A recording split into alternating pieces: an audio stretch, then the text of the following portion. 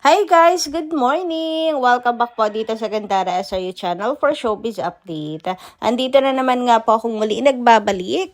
Ang nagmamaganda ninyong kachismosang Kimpa. Wala na pong iba ang lokalet na si Gandara SRU upang maghatid sa inyo ng latest update and fresh happenings patungkol kina Kim Chiu and Paolo Avellino. And para nga sa umagang ito ang tatalakayin natin mga ka-KP at pag-uusapan ay patungkol po dito sa offer kay Chinita Princess ng kalaban nilang network.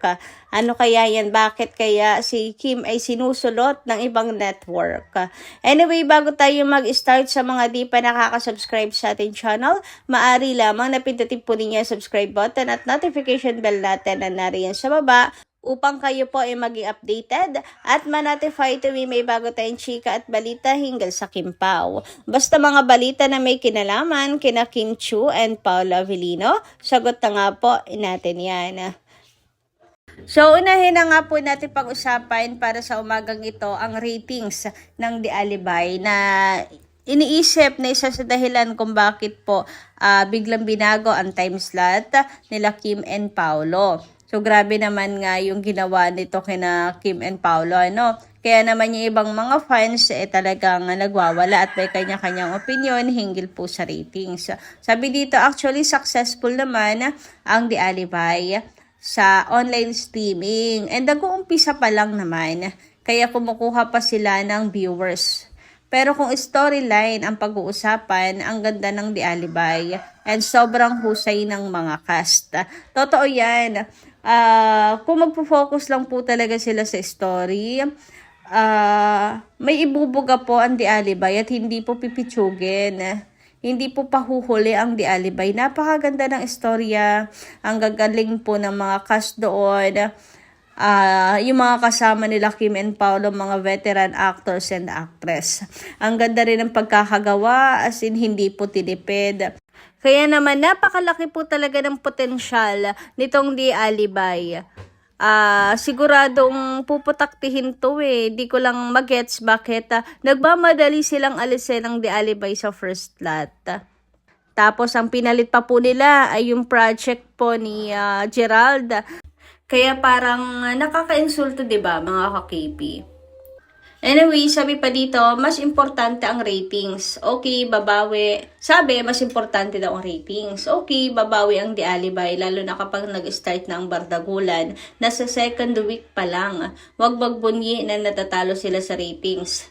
And paldo lang sa ads kasi sobrang daming pasok ng pera. Hintayin mo lang, hindi pa tapos ang laban. Hashtag The Alibay.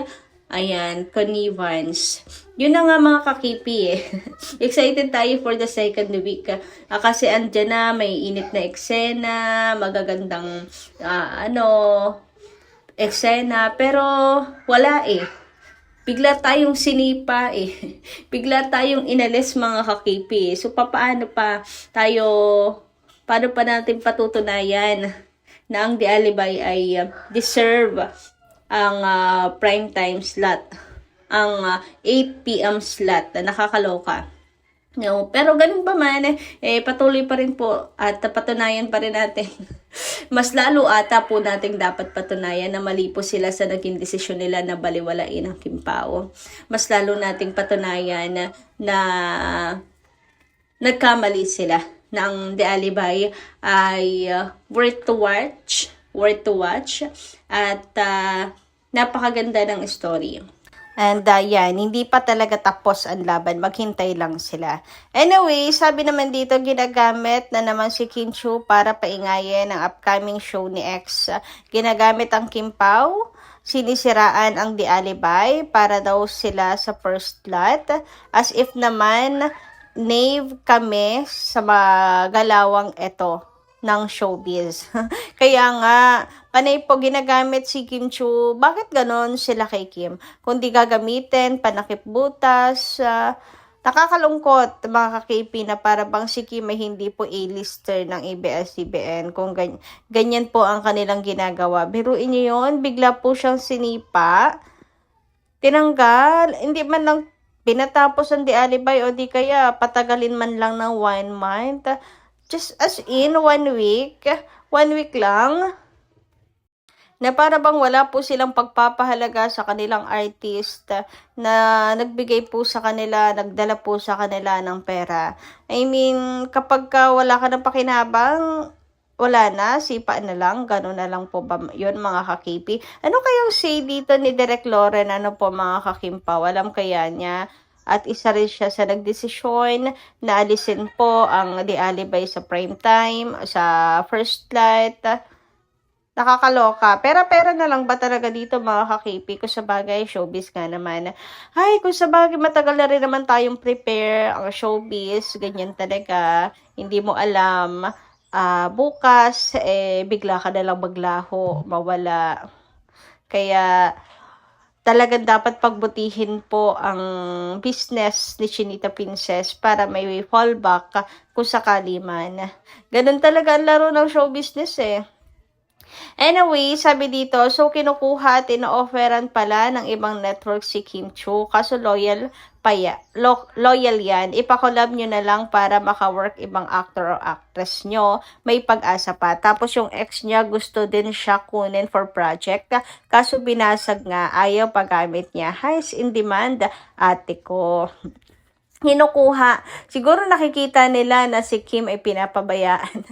Pinapabayaan, tanggalin ba naman sa first lata, 'di ba? Anyways, meron namang next project ng Kim Pao. Sana naman ay pang first lot na po ito. Huwag na nilang tanggalin pa si Kim Chiu. At saka sana mas mahaba-haba pong project para kina Kim and Paolo. Masyado pong maikli ang The Alibay Yung mahaba-haba po sana. Ayan. And kung kinukuha po na ibang network, ibig sabihin nakikita po talaga nila ang kakayahan ni Chinita Princess na nakikita po nila na alas si Chinita Princess, kumbaga gem si Chinita Princess, kaya gusto pong ofera ng malaki. Pero yes, kahit ganito po ang nangyayari ngayon, loyal po si Kim at hindi po yan naalis.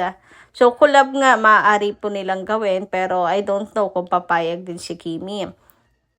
Kasi nga po, di ba, Kim Pao forever tayo. And si Chinita Princess, marami pa din gusto pong maging project kasama si Paolo Avellino. Naalala niyo yung sinabi ni Kim na okay po sa kanya another challenging role basta kasama si Paolo Avellino. And si Pao din always looking forward for a new project kasama si Kim.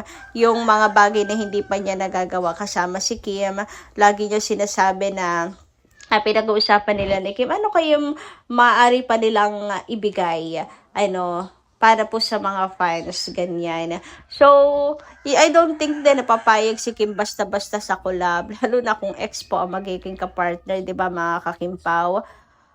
Siguro with Alden, baka pumayag pa kasi kaibigan siya ng Kim Pao.